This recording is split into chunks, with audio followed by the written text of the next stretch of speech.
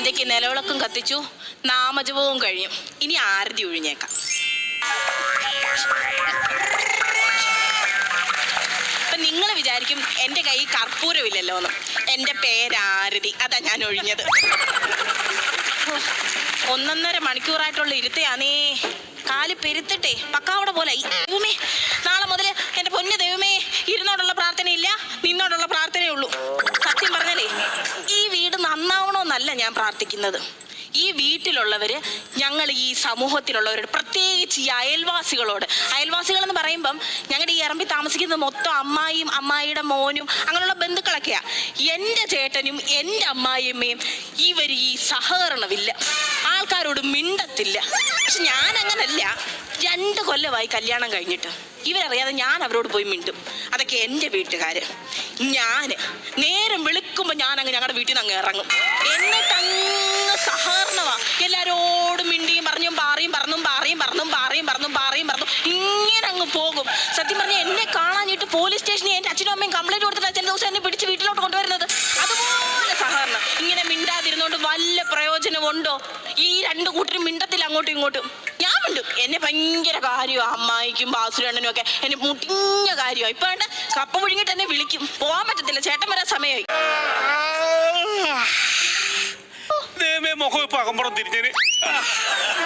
എന്തുവാ, വന്നിങ്ങോട്ട് വീട്ടിലോട്ട് കേറിയതല്ലേ ഉള്ളൂ, അതിന് മുന്നേ വാ ഇങ്ങ് വലിച്ച കീറി അങ്ങ്. പിന്നെ ഉറക്കം വരുമ്പോ വാ വലിച്ചു കീറാതെ ഞാൻ ഉടുപ്പ് വലിച്ചു കീറാൻ പറ്റൂടി? എനിക്കൊടുത്താ കോട്ടുവായോ? അല്ല, നിങ്ങളുടെ തൊണ്ടയല്ലേ ചാമ്പയ്ക്കാ, പനിനീർ ചാമ്പയ്ക്ക. ഈ ചാമ്പയ്ക്കല്ലെന്നത് പിന്നെ എന്റെ സ്വരനാളി. അത് എനിക്കില്ലയോ അത്? നോക്കട്ടെ. ആ നിനക്കില്ല, തേഞ്ഞ് തീർന്നു.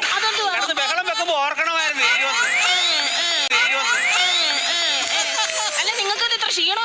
പൊന്നു പെണ്ണേ, വയ്യ വയ്യ വയ്യ വയ്യ, ഭയങ്കര ക്ഷീണം. എന്നുവെച്ചാ മല മറിക്കുന്ന പണിയല്ലയോ കോടതിയില്? ഒരു പണിയില്ല എനിക്ക്. എടി, ഈ നാട്ടിലെ അത്യാവശ്യം കേസും കൂട്ടവുമുള്ള ഒരു വക്കീലിന്റെ ഗുമസ്തനാണ് ഞാൻ. അതെന്തോ ഗുമസ്തൻ? ജോലി പറഞ്ഞപ്പോ ഒരു ഗുമ്മിരിക്കട്ടെന്ന് വിചാരിച്ചു. ഗുമസ്തനാണ് ഞാൻ. സത്യം പറഞ്ഞ ഇന്ന് ഇരിക്കാനോ ഒന്ന് റെസ്റ്റ് എടുക്കാനോ എനിക്ക് സമയം കിട്ടിയില്ല. എന്നും വരുന്ന കേസും ഇത് മാത്രമല്ലേ ഉള്ളൂ നിങ്ങൾക്ക്? സംഭവം അതല്ലേടി, ഞങ്ങൾ ഈ കോടതിയിൽ എന്റെ വക്കീലും പ്രതിഭാഗം വക്കീലുമായിട്ട് തകൃതിയായിട്ട് വാദം നടന്നുകൊണ്ടിരിക്കുക. ഇവന്മാർ രണ്ടോടെ കടന്ന് കോടതിക്കകത്ത് ഭയങ്കര ബഹളം, ചന്തേക്കാട്ടി ബഹളം. സഹികെട്ട ജഡ്ജി അവരോട് പറഞ്ഞു സൈലൻസ്. ഈ സൈലൻസ് പറഞ്ഞ സമയത്താണ് എനിക്കൊരു കോട്ടുവ വന്നത്.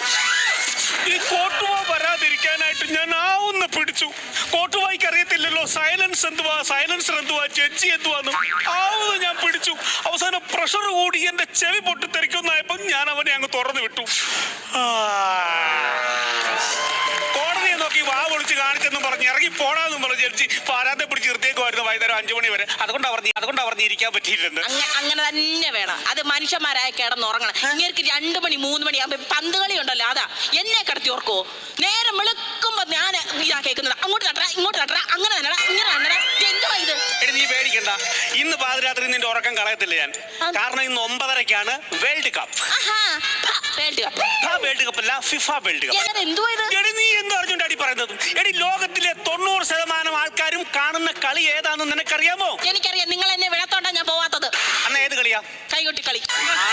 കൈകൊട്ടിക്കളിയല്ല, ഫുട്ബോളാണ് ലോകത്തെ ഏറ്റവും കൂടുതൽ ആൾക്കാർ കാണുന്നത്. അതെങ്ങനെ? ഇതിനെപ്പറ്റി വല്ല വിവരം ഉണ്ടെങ്കിലല്ല പറഞ്ഞിട്ട് കാര്യമുള്ള. അങ്ങനെ തന്നെ കൊച്ചാക്കൊന്നും വേണം. അതൊക്കെ എന്റെ അച്ഛൻ.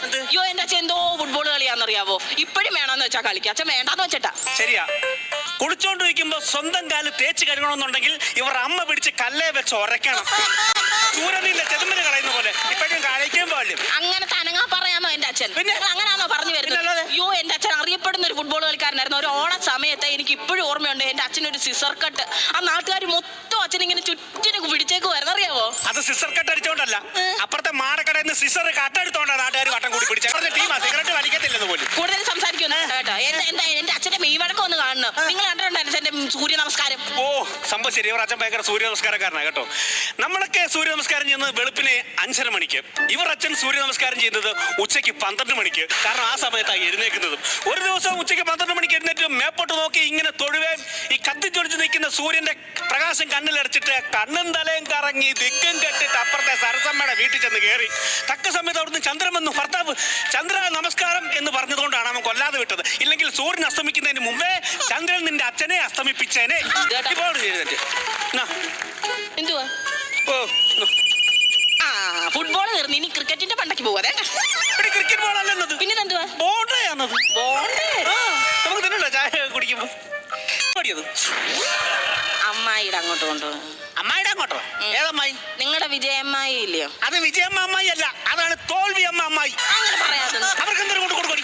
ഞാൻ പോകും. നിങ്ങൾ അത് പറയാതിരിക്കുന്നത് എങ്ങനെ? ഞാൻ നിങ്ങളില്ലാത്തപ്പോ ഞാൻ അങ്ങോട്ടൊക്കെ പോകും. ഭാസ്കരനൊക്കെ എന്നെ ഭയങ്കര കാര്യമാണ്. നീ പോവോട്ട്? ആ പോവും. 10-28 കൊല്ലം കൊണ്ട് ഞാനും വീട്ടുകാരുമായിട്ട് അവരുമായിട്ട് ഒരു സഹകരണമല്ല. നീ പിന്നെ കൊണ്ടുപോകും. എന്തോ കാര്യത്തിനാണ് അങ്ങനെ മിണ്ടാതിരിക്കുന്നത്? എന്തോ ഇങ്ങനെ ഈഗോ വെച്ചോണ്ട് നടക്കും. എനിക്ക് അറിയാൻ പാടില്ലാണ്ട് ചോദിക്കും. ഈ മനുഷ്യരല്ലേ നമ്മള്? നാളെ ഈ ശ്വാസം അങ്ങ് നിലച്ചു പോയി കഴിഞ്ഞാല് എന്തോ ഈ പിണക്കവും വൈരാഗ്യം കൊണ്ട് നടക്കുക. നീ മര്യാദയ്ക്ക് ഇവിടെ ഇരിക്കണമെന്ന് അവിടെ പോകുന്നു. ഞാൻ പോകുന്നു പറഞ്ഞാൽ ഞാൻ പോകും. നിങ്ങൾ ജോലിക്കാന്ന് പറഞ്ഞ് രാവിലെ ഇറങ്ങി പോകും. അമ്മയാണെങ്കിൽ അപ്പച്ചിയുടെ അങ്ങോട്ട് വാങ്ങാൻ ഇതിൽ അങ്ങോട്ട് മോടെ വീട്ടിലോട്ടൊക്കെ പോകും. ഞാൻ ഉണ്ടടിച്ച് ഇവിടെ കിടന്നു കഴിഞ്ഞാൽ എന്നെ ഹെൽപ്പ് ചെയ്യാൻ ആരെങ്കിലും വേണ്ടായോ? എടി അവരൊക്കെ ഞാൻ ഞങ്ങളുടെ കുടുംബത്തോട് ചെയ്ത് എന്തോന്നറിയാമോ? എന്തുവാ? ഞങ്ങളുടെ വീട്ടുകാരല്ലേ, അമ്മാവന്റെ വീട്ടുകാർ. ഞങ്ങൾ പണ്ട് ഈ കഷ്ടപ്പാടും ബുദ്ധിമുട്ടും ഒക്കെ ആണല്ലോ, കഴിക്കാനൊന്നുമില്ല ഞങ്ങളുടെ കുഞ്ഞിലെ. അപ്പൊ അമ്മ പറയും, മോനെ എവിടുന്നേലും എന്തുവരും കൊണ്ടുപോടാ നമുക്ക് കഴിക്കാന്ന് പറയും. ഞാൻ ഈ രാത്രി ചെന്ന് ഈ അമ്മാവൻ കപ്പ നട്ടിട്ടുണ്ട്. അതിനകത്തുനിന്ന് 2 കപ്പക്കിഴങ്ങ് എടുത്തപ്പോ അവിടെ നിന്ന് ചുടുകട്ട എടുത്ത് എന്റെ പുറത്തെറിഞ്ഞതാ അമ്മാവൻ. അറിയാൻ വേണ്ടി അത് ചോദിക്കാതെ പറയാതെ എടുത്ത് കഴിഞ്ഞാൽ ഞാനായാലും അറിയും. ഞാനായാലും അറിയും. പിന്നെ മോട്ടിക്കാൻ പോകുമ്പോ പറഞ്ഞിട്ടില്ലേ പോകുന്നു. അപ്പൊ മോശമല്ലായിരുന്നോ? മോശമല്ലായിരുന്നോ? ആയിരുന്നു. എടി അത് മാത്രമല്ലെന്നും ഇവർക്ക് എന്നും ദിവസേന അങ്ങ് ഉയർച്ച. അവർക്ക് നല്ല പൈസ, അവർക്ക് കാറ്, നല്ല വീട്. ഞങ്ങളോ അതിനോട് ക്ഷയിച്ചുകൊണ്ടിരിക്കുക. അപ്പൊ ഞങ്ങളുടെ അമ്മയ്ക്ക് സംശയം, ഈ വിജയമ്മ അമ്മായി എന്തെങ്കിലും കൂടോത്രം ചെയ്തതാണോ എന്നും. അമ്മ എവിടുന്ന നേരത്തിൽ ഒരു 5000 രൂപ കടം വാങ്ങിച്ചു. എന്നിട്ട് നെയ്യാറ്റിൻകരങ്ങാണ്ടുള്ള ഒരു ജോത്സ്യനെ പോയി കണ്ടു. ജോത്സ്യൻ പറഞ്ഞു, നല്ല ചെയ്വനുണ്ട്, ആരോ പണി പറ്റിച്ചിരിക്കുക എന്ന് പറഞ്ഞു. അവിടുന്ന് ഒരു 8 മുട്ട തന്നു. 3500 രൂപയായി. 8 മുട്ടയ്ക്ക് 3500 രൂപയോ? ജപിച്ച മുട്ടയാന്ന്, അതിന് വില കൂടും.